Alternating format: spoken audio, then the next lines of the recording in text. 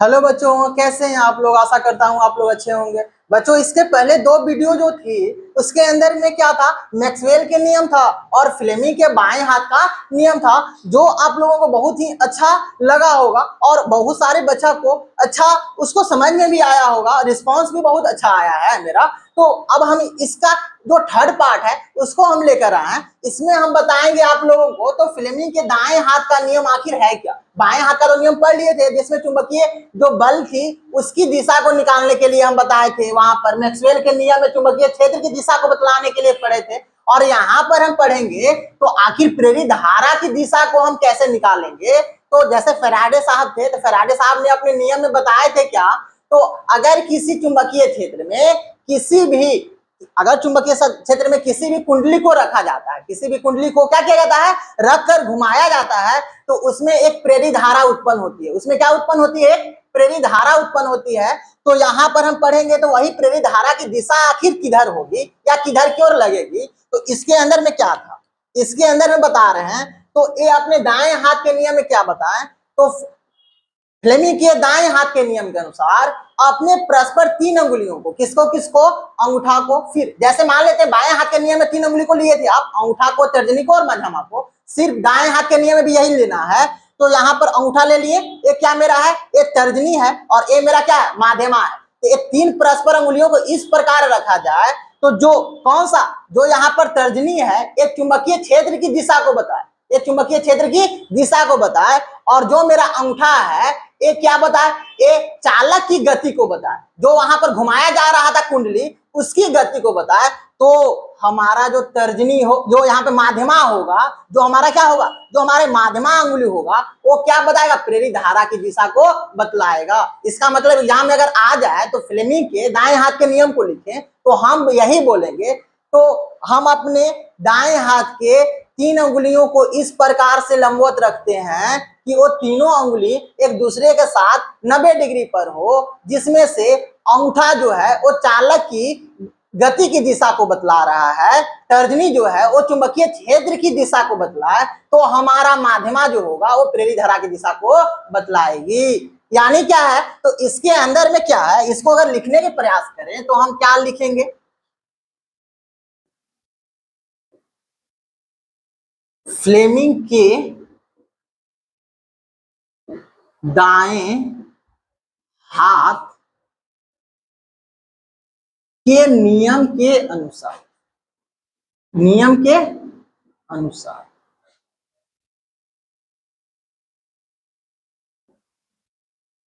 हम अपनी दाएं हाथ के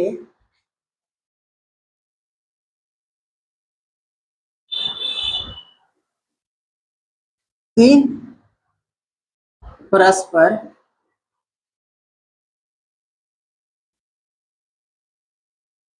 अंगुलियों, जिसमें से क्या क्या था, अंगूठा,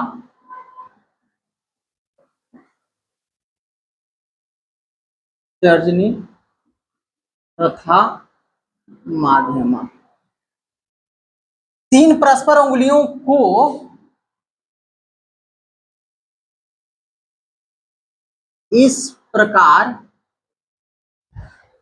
इस प्रकार से लंबवत रखें कि क्या, अंगूठा, अंगूठा क्या बता रहा है, अंगूठा चालक की दिशा बतलाए, अंगूठा क्या बताए, चालक की दिशा, तर्जनी, तर्जनी क्या बताए,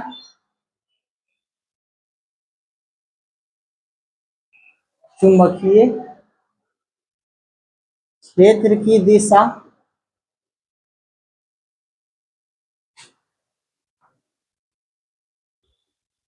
बतलाए तो हमारी माध्यमा प्रेरित, प्रेरित धारा की दिशा को बतलाएगी, बतलाएगी। यही तो है क्या, यही है फ्लेमिंग का दाएं हाथ का नियम। फ्लेमिंग साहब ने क्या बताया, तो अगर हम अपने दाएं हाथ के, अपने दाएं हाथ के 3 परस्पर अंगुलियों को, किसको किसको, अंगूठा को, तर्जनी को और माध्यमा को इस प्रकार से लंबवत रखते हैं, क्या रखते हैं, लंबवत रखते हैं, 90 डिग्री पर रखते हैं कि अंगूठा जो है वो चालक की दिशा को बतलाए और तर्जनी जो है वो चुंबकीय क्षेत्र की दिशा को बतलाए। तो इस केस में जो हमारी माध्यमा होगी वो प्रेरित धारा की दिशा को बतलाएगी। यानी इसके अंदर प्रेरित धारा की दिशा को कौन बतला रहा है, मेरा जो माध्यमा था वो, उसके अंदर में क्या था, धारा की दिशा को बतला रहा था कौन, फ्लेमिंग के बाएं हाथ के नियम में अंगूठा जो बता रहा था चुंबकीय बल की दिशा को बता रहा था, और जो तर्जनी था उसके अंदर वो चुंबकीय क्षेत्र की दिशा को बतला रहा है। तो इसके अंदर क्या क्या है, इसके अंदर में अगर हम बताने की प्रयास करेंगे तो क्या बताएंगे हम, कैसे बताएंगे इसको, तो अगर मान लेते हैं ये हमारी हाथ का अंगूठा हो गया, इस अंगूठा से लंबवत हो गया मेरा उंगली कौन सा, ये हो गया अंगूठा, अंगूठा से हो गया तर्जनी लंबवत हो गया, और इसी तर्जनी से लंबवत उंगली एक और हो गया हमारा, ये अगर ले लेते हैं, अच्छा डायग्राम नहीं बना लेकिन फिर भी समझाने की प्रयास करें, तो अगर हम अपने दाएं हाथ को ऐसे उंगली को रखें, तो ऐसे उंगली को रखे हैं तो मेरा तो अंगूठा हो गया, जो इसके साथ, किसके साथ, तर्जनी के साथ 90 डिग्री के कोण पर बना रहा है, और तर्जनी के साथ जो माध्यमा है ये भी तो 90 डिग्री का कोण बना रहा है, ऐसे कर देते तो क्या है, ये तीनों क्या है, एक दूसरे के साथ परस्पर क्या है, लंबवत है। तो सेम यहाँ पे भी क्या है, जो हमारा कौन सा, जो हमारा अंगूठा था, अंगूठा था, ये क्या बताया, ये बताया चालक की दिशा बतला रहा है, चालक की क्या बताया, ये दिशा को बतलाया। ये हमारा जो तर्जनी था, क्या था, तर्जनी था, वो क्या बतलाया यहाँ पर, पिछले बार की तरह ये भी चुंबकीय क्षेत्र के बारे में बताया, किसके बारे में बताया, चुंबकीय क्षेत्र की दिशा को बतलाया। तो हमारी जो यहाँ पर कौन सा माध्यमा होगा, तो माध्यमा क्या बतलाया, प्रेरित धारा की दिशा, प्रेरित धारा की दिशा। इसका मतलब है क्या, तो इसके अंदर में अब हम वंश और थोड़ा सा रिवीजन करने के प्रयास करें, तो फ्लेमिंग से जुड़ा हुआ,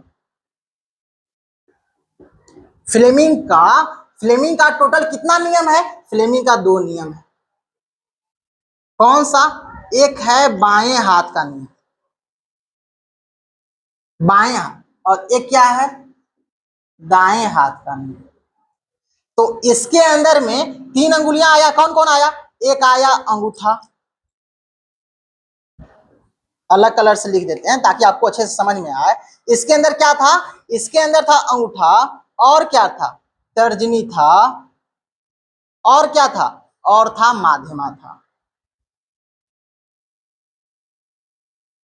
तो बाएं हाथ के नियम में अंगूठा क्या बताया था, बाएं हाथ के नियम में जो अंगूठा था हमारा, ये तो चुंबकीय बल की दिशा बताया, यानी ये बताया बल की दिशा बताया था, किसमें, बाएं हाथ के नियम में।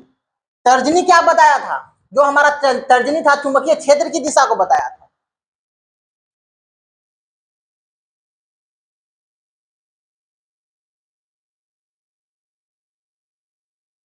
चुंबकीय क्षेत्र की दिशा, और जो हमारी माध्यमा थी यही तो धारा की दिशा थी ना, क्या थी ये, धारा की दिशा थी।